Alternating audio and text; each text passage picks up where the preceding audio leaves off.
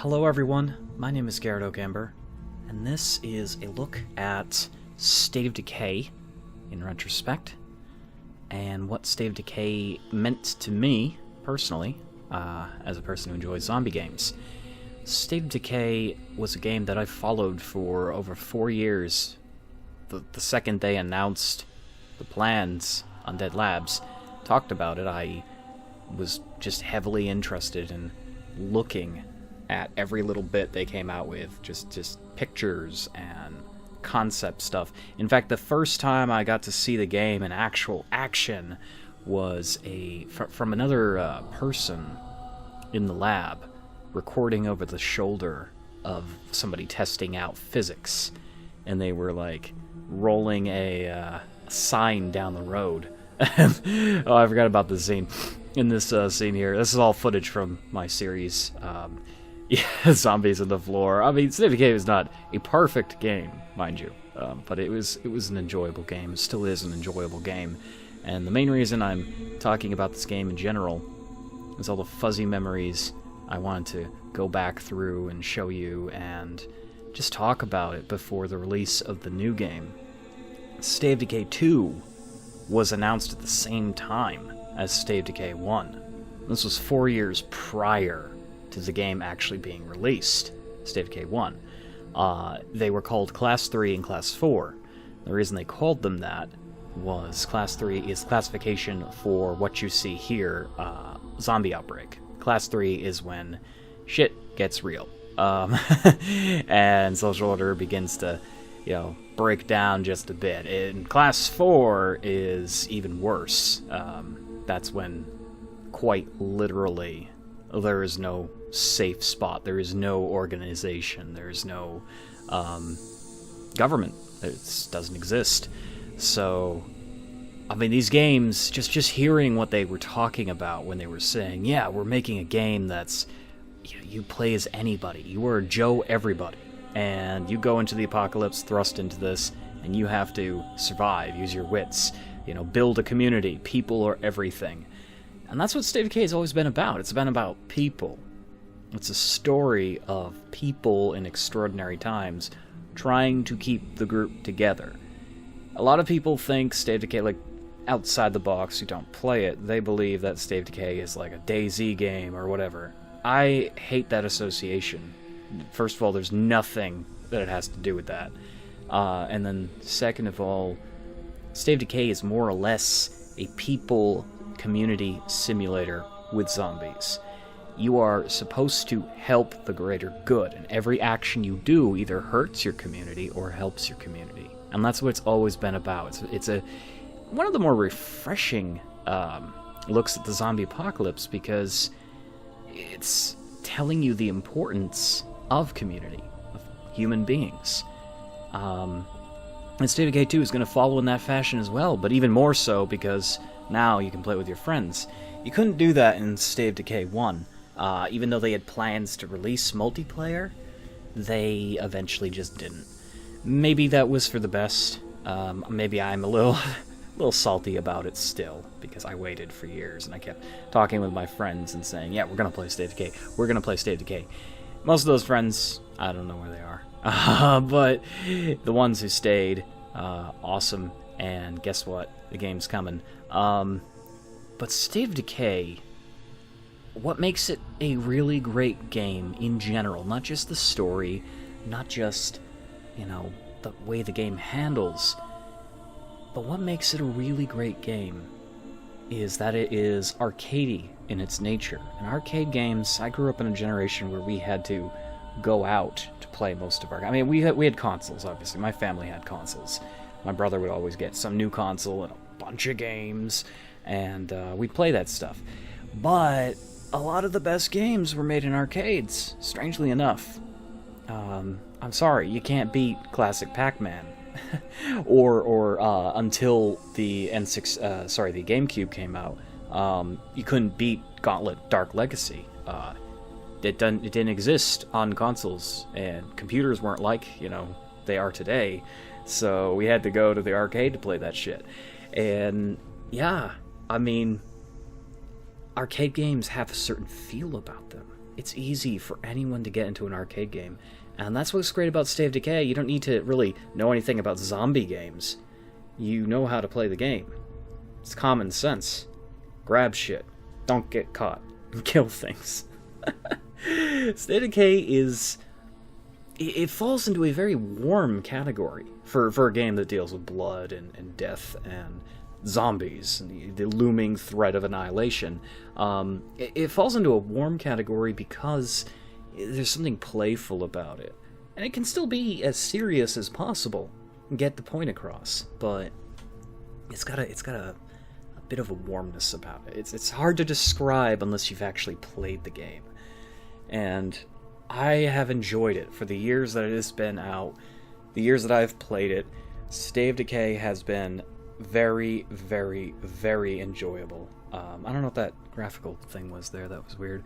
I had to re-download all these videos because I actually delete videos as I upload them. I delete them from my hard drives because I used to, when I started YouTube, I just fill a hard drive full of videos, and honestly, there's no reason to do that anymore. YouTube saves it all. But yeah, I don't know what that graphical bug was there, unless that was part of the video. Could that have been when my driver was dying? I can't remember. These are all taken from different time periods, most of them, though, quite recent. So I'm looking back at them, and I'm reliving these memories. And that's another great thing. Any game that you really enjoy is going to give you memories. And, I mean, State of Decay has some pretty fun ones, because the game is a simulator, so as you're doing actions, or not doing anything, the game is constantly weighing what to do next. And it gives you that feeling that there is, in fact, a zombie apocalypse going on. I'm hoping the second game does it even better with more zombies. One of the limitations back in the day was State of Decay had very limited zombie count. So I would very much like to see the second game, which we'll find out soon enough, have an increase to this cap. I mean, I'm talking almost 100 zombies on screen more. I'm probably asking for too much even by saying that number, but that would be kind of cool. Just think of what you could get to with that. Oh, I remember this. Oh, I decided to be brave and I missed. Oh no. Yeah, the only one I wanted to include the part where I set the pastor on fire, but I decided, nah, that one's good enough in the video. Just keep it there. We don't need to relive that again. The humor of it all and how I tortured that poor man. But yeah, like, these games have, like, I should say, zombie games in general as a whole. I can never get enough of them. I love zombie games. But in the terms of a zombie game that really leaves an imprint on you, I would definitely consider State of Decay right up there. Not only because I was so interested in what was going on as they were building the game, and I was watching everything, I was active in the forums, I was excited for this thing that they were going to create, but because all these years later, it's still a fun game to just jump in and enjoy. And I've really enjoyed it. Did you know something interesting about this, though? When you're killing zombies and they're getting dismembered and blown apart, did you know they use Kellogg's cornflakes and other, like, household foods for the effects, like the texture effects? Like, seriously. The, body parts, the gore in State of Decay 1 is all basically, I guess, like, corn syrup, food coloring, Kellogg's cornflakes, all this stuff. They've taken pictures and they have put that into game form. Really interesting. They said that they wanted to try something new when it came to texturing, something that a lot of other games don't really think about doing. A lot of games try too hard to get anatomy, like, 100% and all that stuff. And when you try to texture that and you don't have, like, the greatest, art team in the world, it can look a little weird. So State of Decay said, let's just make a mess in the kitchen. And they made a bunch of, like, piles of whatever the hell it is, and they took pictures of it, and they scanned it in, and they designed that to be what you see here. When you explode a zombie, that gory mess on the ground is quite literally food. I sped this up because I like the transition of day to night in the Silent Hill mod. This is a Silent Hill mod. It makes everything really dark and spooky. Some of these things. And this was the tomato one. Yeah. I actually have one before, a clip before that. I'm just looking through this and I'm enjoying watching it because I remember my state of mind as I was watching it. If you haven't seen my series, if you're new to the channel and you're just here to hear some guy talk about a game that he enjoys, you can check out all these videos in their relegated playlists. There is a master playlist though for these, the State of Decay playlist that I created a long time ago, and I did not include any of the first game, like the what do you call it, the non-year one edition, because when the game first came out, you couldn't capture it in full screen, so when they remastered it, it looks better. It looks awful. It plays nice. It plays nice on Steam, but you can't buy it on Steam anymore. I think they deactivated that. There's no reason to buy it. There's nothing really, you're not missing out on anything. I'm drinking. The remastered version is superior. And I know some people have already played State of Decay 2 are saying it's like a remaster of the remaster. But the thing is, the formula for the game is going to be identical, because when they first announced Class 3 and Class 4, which is State of Decay 2, they said that both games are going to be vastly the same in many ways, shape, or form. Movement, attack, the loot system, things like that are going to be the same, because their goal was to create an MMO, which they are not now, unless they've decided to make a third game, which I'm not aware of, but their goal was to make an MMO after the first game. They said the first game was going to have multiplayer. It never did, but they created something that I consider a masterpiece, despite its flaws. Then they created the remaster, which is essentially the same game with new stuff added, and it just looks better, what you're seeing here. And then they were talking about Class 4. They were saying that we're going to allow tons of people to play, which that's not the case anymore. It's now 4 people, which is awesome still, because you and your friends can jump out and play the game. And they were saying that, yeah, it's basically going to be a plus version of the first game, probably new story and all that stuff. And I don't mind that. So there's a lot of people with a lot of misinformation saying, oh, well, they didn't do anything special. This game is exactly the same. It's because it kind of is designed to be the same.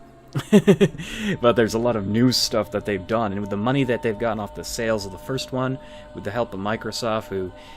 I shudder when I say that. I'm sorry. I don't think the Microsoft thing was a good thing, but it definitely got the game noticed. With the help of Microsoft, they have made something that looks amazing, and I'm very eager to play the new game. But the first game, State of Decay, is truly something special in a great biosphere of zombie games, at least on the PC. I first played State of Decay on the Xbox 360. This was kind of in between, like, World of Warcraft. I started to leave World of Warcraft, and there wasn't a whole lot going on online. So I kind of went back to the consoles, and that was actually the last time I played the console, until this came out on Steam. This really solidified my interest in Steam and a lot of other things. It took many years, but here we are. I have a interesting history with this game, personally. I mean, my channel doesn't even cover it. It was a game that I truly enjoyed, and I'm just so, I don't know, like, I'm baffled by how good it is, because it could have been a flop. It could have been a flop. But oh god, I forgot about the feral. They did such a good job with it, and yeah, it's got problems, like what you just saw there. There's some small problems. No game is perfect, but this game has such a great feeling about it. Overall, it is that sense of community. It is that sense of wonder and mischief that the game has to bring. It just makes it a cuddly sort of experience with horror and zombies that want to rip your flesh off, but it has a certain personality about it.